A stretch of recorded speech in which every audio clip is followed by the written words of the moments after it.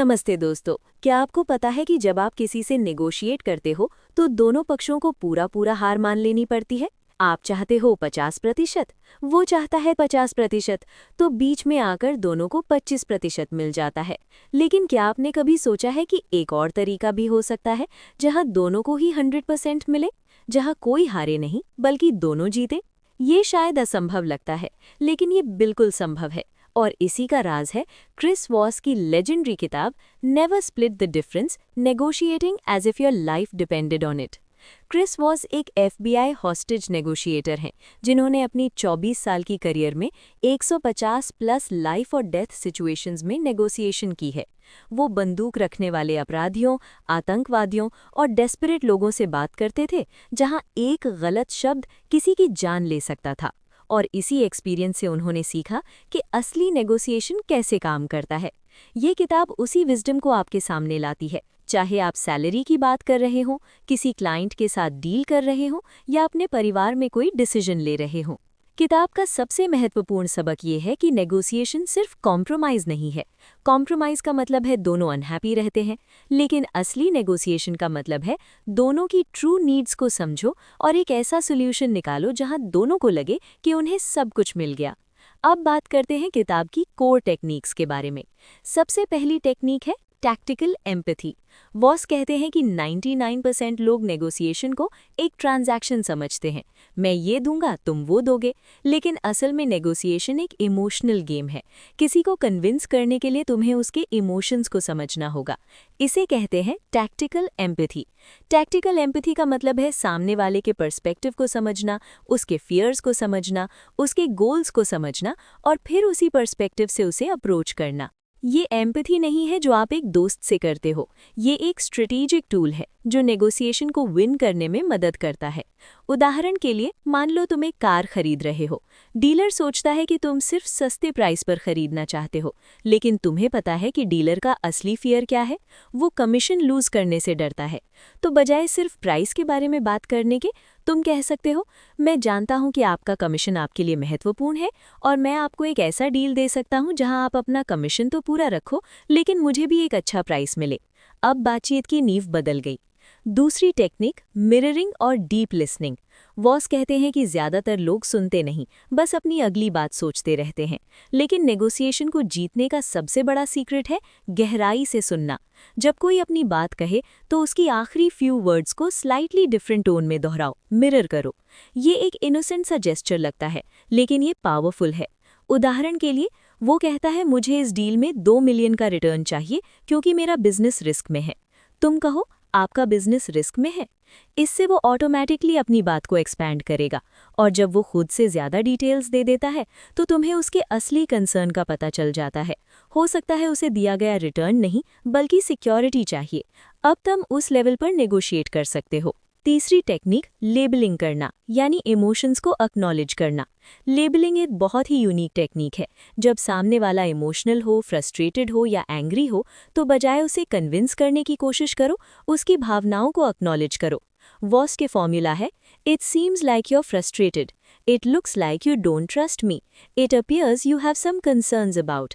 जब तुम किसी की इमोशन को लेबल करते हो तो अजीब बात है, वो डिफेंसिव नहीं होता, बल्कि वो अपनी भावनाओं को एक्सप्लेन करने लगता है। और जब लोग अपनी फीलिंग्स को एक्सप्रेस करते हैं तो वो शांत हो जाते हैं। ये साइकोलॉजी है। चौथी टेक्निक, नो को समझना। यहाँ एक बहुत महत्वपूर्ण शिफ्ट है वॉस की सोच में। अक्सर लोग सोचते हैं कि येस मतलब सक्सेस, नो मतलब फेलियर, लेकिन वॉस कहते हैं कि ये पूरी तरह गलत है। जब कोई नो कहता है तो असल में वो बस कह रहा है, मैं अभी तुम्हारे प्रस्ताव में रेडी नहीं हूँ। ये एक अपॉर्चुनिटी है। नो के बाद रियल नेगोशिएशन शुरू होता है। नो मतलब है कि सामने वाला अब सोचने लगा है और अब वो अपने रियल कंसर्न्स बताएगा। अक्सर लोग येस के लिए जल्दबाजी करते हैं, लेकिन ये गलत है। एक फॉल्स येस से तो एक क्लियर नो बेहतर है, क्योंकि नो से तुम अगला स्टेप जान सकते हो। पांचवी technique, asking the right questions. Voss कहते हैं कि सवाल पूछना नेगोशिएशन का 50% है, लेकिन सिर्फ कोई भी सवाल काम नहीं करता। सवाल ऐसे होने चाहिए जो सामने वाले को अपने बारे में सोचने पर मजबूर करें, उसके असली कंसर्न्स को निकालें और समस्या का सोल्यूशन खुद से निकालने पर प्रेरित करें। ओपन एंडेड क्वेश्चंस बहुत पावरफुल हैं। आपके लिए इस डील में सबसे महत्वपूर्ण चीज़ क्या है? अगर हम ये अजम्पशन छोड़ दें तो क्या संभव हो सकता है? आपके लिए इस ऑफर में क्या गलत लगता है? जब आप व्हाट या हाउ से शुरू करते हैं तो सामने वाला सोचता है और अपनी असली बातें बताता है। छठी टेक्निक, कैलिब्रेटेड क्वेश्चंस पूछना। ये सवाल ऐसे होते हैं जो चुनौती तो देते हैं लेकिन अग्रेसिव नहीं होते। इन्हें हाउ और व्हाट से शुरू करना चाहिए, वाई से नहीं, क्योंकि वाई डिफेंसिव लगता है। गलत, why are you asking for so much money, ये एक्यूजेटरी है। सही, how did you come up with that number, ये क्यूरियस है। गलत, why don't you trust me, ये चैलेंज है। सही, what would it take for you to feel comfortable with this deal, ये हेल्पफुल है। कैलिब्रेटेड क्वेश्चन सामने वाले को ये फील कराते हैं कि तुम उसके साथ काम कर रहे हो, उसके खिलाफ नहीं। सातवीं technique, that's right versus you are right. ये बहुत ही सटल डिफरेंस है लेकिन बहुत महत्वपूर्ण। जब तुम किसी को कन्विंस करने की कोशिश कर रहे हो और वो कहता है यू आर राइट, तो समझ जाओ वो सिर्फ आपको खुश करने की कोशिश कर रहा है, लेकिन असल में कन्विंस्ड नहीं है। वो जल्द ही अपने डिसीजन को बदल देगा। लेकिन जब वो कहता है दैट्स राइट, तो मतलब है कि वो सच में समझ गया है, आपसे अग्री करता है और अपनी साइड से भी कमिटेड है। तो अपना गोल होना चाहिए यू आर राइट नहीं, दैट्स राइट निकालना। और ये कैसे करते हो? सामने वाले की पर्सपेक्टिव को अपने वर्ड्स में एक्सप्लेन करके, जैसे कि तुम उसे समझ गए हो। आठवीं टेक्निक, एंकरिंग से सावधान रहो लेकिन यूज करो। एंकरिंग का मतलब है सबसे पहली संख्या या ऑफर जो दी जाती है वो पूरी नेगोशिएशन को सेट करता है। रिसर्च से पता चलता है कि पहली ऑफर का साइकोलॉजिकल इफेक्ट बहुत ज़्यादा होता है। अगर तुम पहले 1 मिलियन मांगते हो तो सामने वाला सोचता है कि फेयर प्राइस 5 लाख के आसपास है, लेकिन अगर तुम 5 लाख मांगते हो तो वो सोचता है कि फेयर प्राइस 2.5 लाख है। तो जब तुम्हें पहली ऑफर करने का चांस मिले तो एक अम्बिशियस नंबर दो, लेकिन आंख बंद करके मत दो। वॉस कहते हैं कि पहली ऑफर थोड़ा हाई होना चाहिए लेकिन रियलिस्टिक रेंज में होना चाहिए, नहीं तो इंसल्टिंग लगेगा। नवी टेक्निक, फ्लिंचिंग करना। ये एक बहुत ही सिंपल लेकिन इफेक्टिव टेक्निक है। जब सामने वाला एक ऑफर दे तो अगर वो ऑफर खराब है तो एक नेचुरल फ्लिंच करो। चेहरे पर एक सरप्राइज्ड या डिसअपॉइंटेड एक्सप्रेशन आए, लेकिन ये फेक नहीं होना चाहिए, नेचुरल होना चाहिए। ये क्यों काम करता है? क्योंकि ये सिग्नल देता है कि ऑफर अनएक्सेप्टेबल है, लेकिन आप एंग्री या अग्रेसिव नहीं हो। सामने वाला अपने ऑफर को रिव्यू करने लगता है। 10वीं टेक्निक, द एकरमैन मॉडल। ये एक सिस्टमैटिक नेगोशिएशन मॉडल है जो वॉस के एजेंट जॉन एकरमैन ने डेवलप किया था। इस मॉडल में 1. टारगेट नंबर डिसाइड करो जो रियलिस्टिक है। 2. अपर ओपनिंग नंबर डिसाइड करो जो 15% ज्यादा है। 3 नंबर्स बिटवीन डिसाइड करो जो इंक्रीमेंटली डिक्रीजिंग है। 4. इमोशनल इन्वेस्टमेंट दिखाओ और एक्सप्लेन करो कि तुम क्यों पहुंचे इस फाइनल नंबर पर। ये अप्रोच बहुत ही कैलकुलेटेड लगता है, लेकिन ये काम करता है क्योंकि सामने वाले को लगता है कि तुम सच में सोच समझकर ये नंबर आए हो। 11वीं टेक्निक, डेडलाइंस की पावर और खतरे। वॉस कहते हैं कि डेडलाइंस बहुत शक्तिशाली हैं, लेकिन रिस्की भी हैं। अगर तुम एक अनरियलिस्टिक डेडलाइन दोगे तो सामने वाला या तो एक्सेप्ट नहीं करेगा या फिर एक पुअर डील में अग्री कर लेगा जिसे बाद में ओवरटर्न कर देगा। लेकिन जब एक रियलिस्टिक डेडलाइन हो तो वो पावरफुल टूल बन जाता है। डेडलाइन से एक सेंस ऑफ अर्जेंसी आता है और डिसीजंस फास्टर होते हैं। वॉस की एडवाइस है कि अगर कोई डेडलाइन दे रहा है तो उससे पूछो, how am I suppose to do that. ये क्वेश्चन डेडलाइन को चैलेंज करता है लेकिन कॉन्फ्रंटेशनल नहीं होता। 12वीं टेक्निक, ब्लैक स्वॉन यानी गेम चेंजर इन्फॉर्मेशन। किताब में एक पूरा सेक्शन है ब्लैक स्वॉन्स के बारे में। ब्लैक स्वॉन एक ऐसी इन्फॉर्मेशन है जो नेगोशिएशन को पूरी तरह चेंज कर सकती है। ये एक ऐसा फैक्ट है जो दोनों को पता नहीं है, लेकिन अगर पता चल जाए तो सब कुछ बदल जाएगा। उदाहरण के लिए, तुम एक हाउस खरीद रहे हो। सेलर मानता है कि हाउस में अर्थक्वेक रेजिस्टेंट फीचर है, लेकिन अगर तुम्हें पता चल जाए कि ये एरिया अर्थक्वेक प्रोन है तो ये एक ब्लैक स्वॉन है। ये डील को कंप्लीटली चेंज कर देगा। वॉस कहते हैं हमेशा ब्लैक स्वॉन्स को खोजने की कोशिश करो। जितना ज्यादा तुम जानोगे उतना बेहतर पोजीशन में होगे। 13वीं टेक्निक, व्हेन दे से आई कांट। कई बार सामने वाला कहता है आई कांट, लेकिन वॉस कहते हैं कि कांट अक्सर वोंट होता है। कांट मतलब है ये फिजिकली या लीगली इम्पॉसिबल है। वोंट मतलब है मैं नहीं करना चाहता, भले ही कर सकता हूँ। जब कोई कांट कहे तो उससे पूछो, what would need to happen for you to do this, या व्हाट्स गेटिंग इन द वे।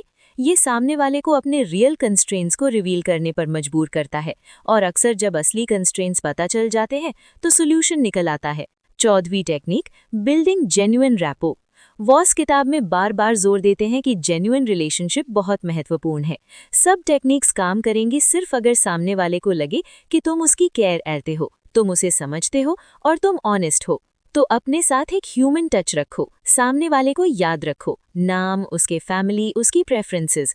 एक दो बार जब मिलो तो पहली बातचीत में से कुछ याद रखो और मेंशन करो।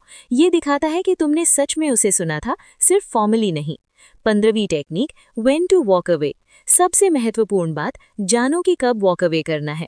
एक पॉइंट आएगा जब तुम्हें एहसास हो जाएगा कि ये डील वर्थ नहीं है, और अगर दूसरा पक्ष रीजनेबल नहीं है तो वॉक अवे करो। बहुत बार वॉक अवे करना ही सबसे स्ट्रॉन्ग पोजीशन है, क्योंकि जब सामने वाले को लगता है कि तुम जाने वाले हो तो वो अपनी अंतिम ऑफर दे देता है।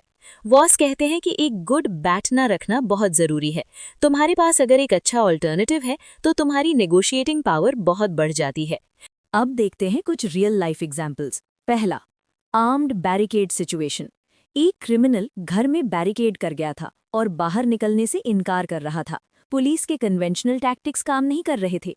वॉस ने सिर्फ सुना, सामने वाले की इमोशंस को एक्नॉलेज किया और कहा, it seems like you have some concerns. आखिरकार बिना किसी वायलेंस के क्रिमिनल सरेंडर कर गया। दूसरा, कॉर्पोरेट डील। एक कंपनी का सीटीओ एक डील के लिए बहुत ऑब्स्टिनेट था। वॉस की टीम ने सिर्फ सवाल पूछे, what would have to happen for you to agree to this. CTO ने अपना रियल कंसर्न रिवील किया और फिर डील हो गई। तीसरा, इंटरनेशनल हॉस्टेज नेगोशिएशन। अलग अलग कल्चर्स में भी ये टेक्निक्स काम करते हैं। वॉस ने बताया कि कैसे एक हिजाब वाली महिला को एक हॉस्टेज सिचुएशन से बचाया गया सिर्फ इमोशनल अंडरस्टैंडिंग से। तो दोस्तों, नेवर स्प्लिट द डिफरेंस का पूरा सार ये है, नेगोशिएशन एक जीरो सम गेम नहीं है जहां एक जीता और दूसरा हारा। असल में ये कोलैबोरेटिव प्रोसेस है, जहां अगर तुम सामने वाले को समझो, उसकी बातें सुनो और उसकी रियल नीड्स को एड्रेस करो तो दोनों को अच्छा आउटकम मिल सकता है। याद रखो, टैक्टिकल एम्पैथी सब कुछ है। सुनो, बात मत करो, सवाल पूछो, आंसर्स मत दो। यस नहीं, दैट्स राइट निकालो। नो को एक अपॉर्चुनिटी समझो, इमोशंस को एक्नॉलेज करो। स्मॉल टॉक में भी स्ट्रैटेजी है, रैपो बिल्डिंग एसेंशियल है। जब वॉक अवे करना है तब करो।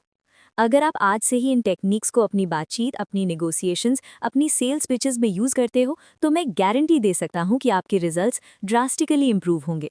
चाहे आप एक एंटरप्रेन्योर हो, एक प्रोफेशनल हो, एक पेरेंट हो या बस एक आम इंसान हो, ये टेक्निक्स हर जगह काम करेंगी। दोस्तों, ये थी नेवर स्प्लिट द डिफरेंस की एक कंप्लीट, डीप, प्रैक्टिकल और कॉम्प्रिहेंसिव समरी। अगर ये वीडियो आपको वैल्यूएबल लगा तो इसे अपने उन सभी लोगों के साथ शेयर करो जो अपनी नेगोशिएशन स्किल्स को इम्प्रूव करना चाहते हैं।